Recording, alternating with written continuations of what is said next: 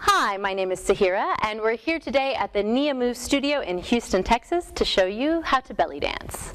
You don't need a lot of props to do floor work. You'll need a floor, maybe a mirror so you can see what you're doing, perhaps knee pads if your knees tend to bother you or you have knee issues when kneeling. Let's talk just a little bit about costuming for floor work because it's very important.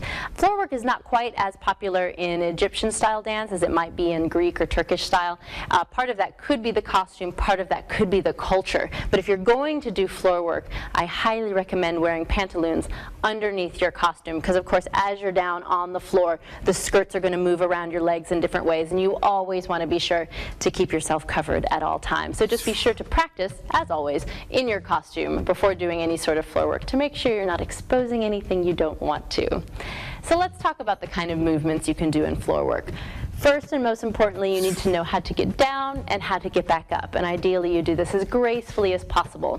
I find the easiest way is just to step back with one leg. Everyone has a leg that's slightly stronger. You want that one to be in the front. My right leg tends to be a little bit stronger, so I use that in the front to help me level down. I also tend to do a little bit with my arms to kind of distract from what's going on in my legs in case it's less than graceful.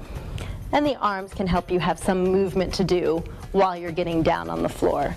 Once you're here, you can do a lot of your basic belly dance movements. The trick is, though, if you do anything that has an up and a down in it, you're going to have to kneel back just a little bit. You're going to have to lean back with your thighs, and that's going to take a lot of thigh strength here in order to make these movements happen. Because if you do them while straight up and down, you don't have any leeway for the hips to come up and down. Of course, while you're straight up and down, you could do flat movements like a hip circle or a hip slide.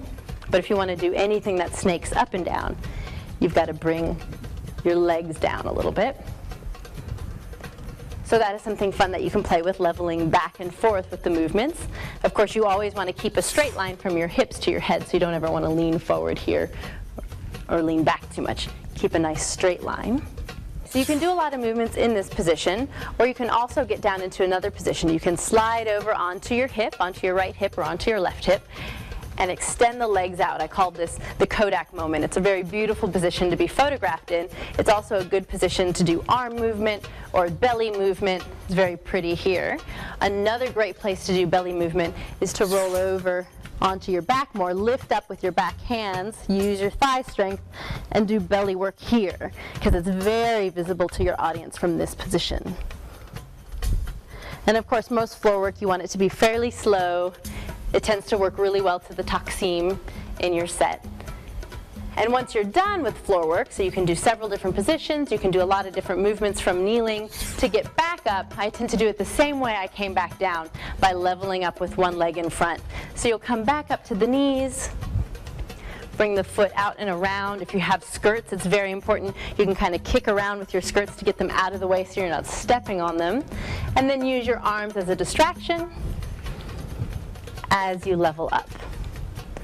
Like with anything else, graceful floor work takes some practice, a bit of thigh strength, and a little bit of time, so have fun with it. And that's a little bit of information about floor work.